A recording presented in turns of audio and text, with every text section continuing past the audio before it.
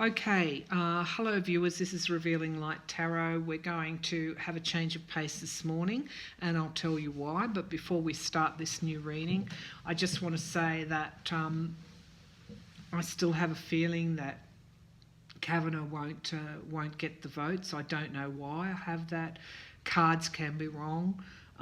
My cards have said that he won't get in. I must admit, in the last couple of days, things have been a little bit ambiguous because situations can change. The reading last night showed that the FBI report would be limited, was obviously limited in scope, despite the fact that there were reports that it had been expanded. In the end, it turned out to be very, very limited.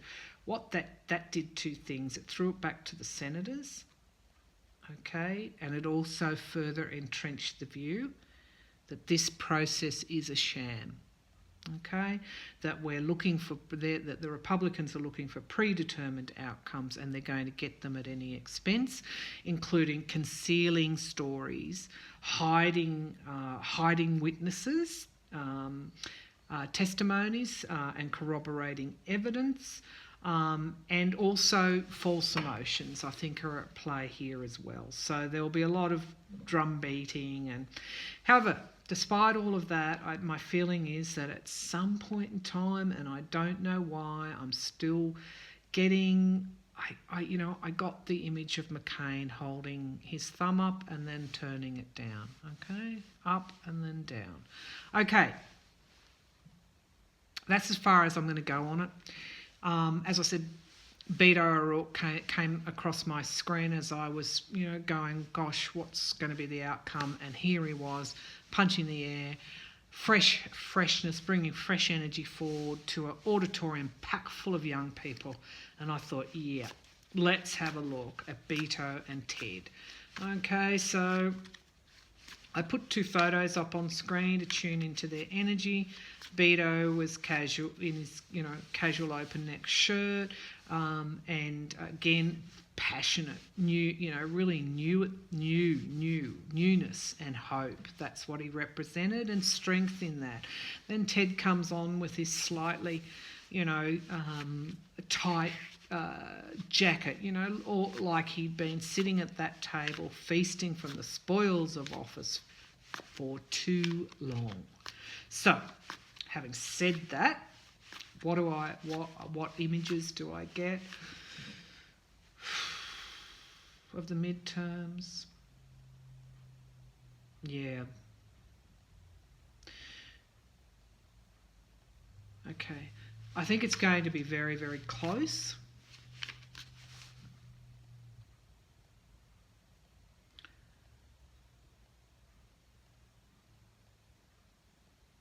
Yeah, I think it'll go down to the line, okay? It's going to go down to the line, and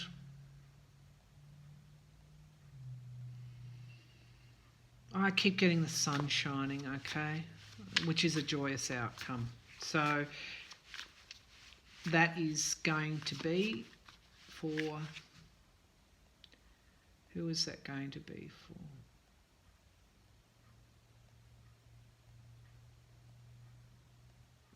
I think it's going to be for Beto, but I'm also seeing Ted Cruz not happy at all. So whether he's going to call for a recount or not, I don't know. It's going to be very close, very, very close. Okay, let's see what the cards have got to say. So, Beto. Who's likely to win, Beto or Ted Cruz in the midterms in Texas? Beto. Who's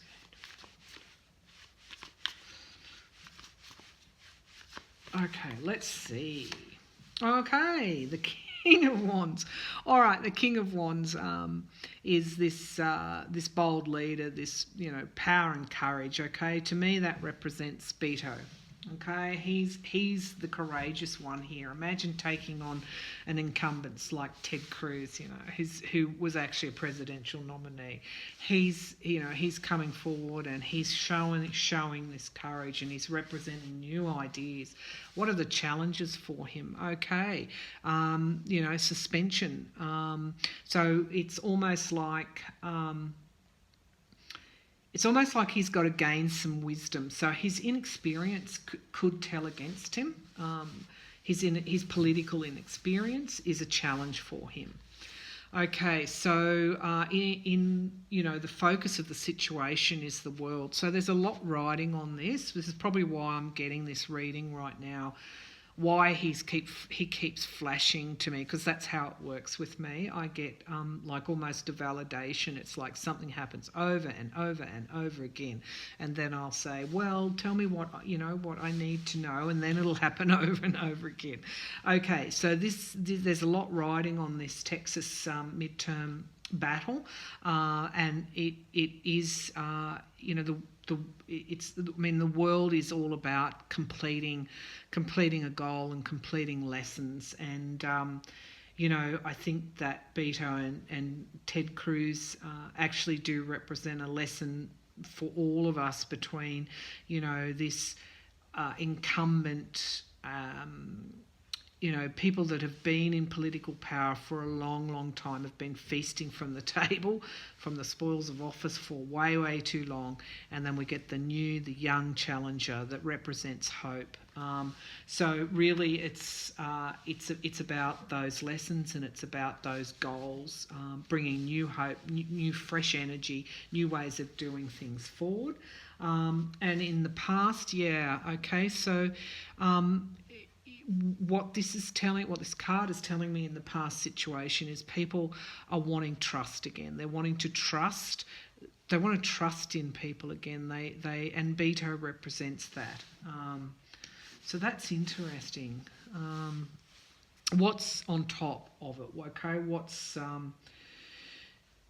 is the strength of the situation is strength itself. Okay, so I saw a lot of young people that he was addressing. I saw a lot of women. So the fact that he brings new hope forward is a tremendous strength of his. The fact that he hasn't been in the Senate before feasting, as I said, feasting on the spoils of office, sitting at that table for way, way too long is a strength for him. The fact that he's carrying hope with him is a strength. And he's representing new starts in a state that's a red state. So if we see this turn, if we see him win, this will be a tremendous victory, and it will represent a lot of hope going forward. This is what the electorate wants. It's wanting hope. So the possible future, oh my goodness, the star. All right, I'm glad I did this reading this morning, and I'm glad that we focused on something different other than Kavanaugh, because I think we did need hope as well. And Beto is definitely representing hope, okay, because that's what the star is all about. It's about renewal, it's about miracles, it's about hope.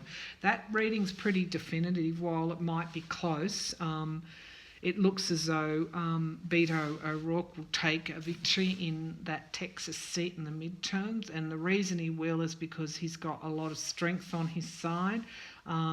There are lessons in it for all of us. He's got to watch his political inexperience. That's at the moment, while he's got the strength there as the King of Wands, with this new idea, the fire of passion, he's got to watch inexperience. So that's what's there for Beto O'Rourke. But people want to trust again. They want to trust in people. They don't want this tired old, aging Senate. People have been sitting at the table feasting for too long. They want the new stuff, and Beto is representing the hope. So. Okay, lots of major arcana cards, lots of really important cards. the World, the High Priestess, Strength, the Star, the Hangman. Okay, he's just got to watch that political inexperience there. But he'll have good advisors around him. I mean, this is a really critical election. That really is almost like we call it a bellwether in Australia, which means that if this goes Beto's way and the Democrats' way, that's a good signal for how the rest of the elections might pan out. So that might be why I've been drawn to him today, so that we have a look with fresh eyes and fresh hope, and move away from the really I guess ulterior, non-transparent, shambolic things that are going on with the Kavanaugh nomination. There were two things that came out for me this morning, and that's concealment of stories and false emotions. But as I said, the cards have indicated he won't get through. I still have that information of the thumbs being turned down at the last minute.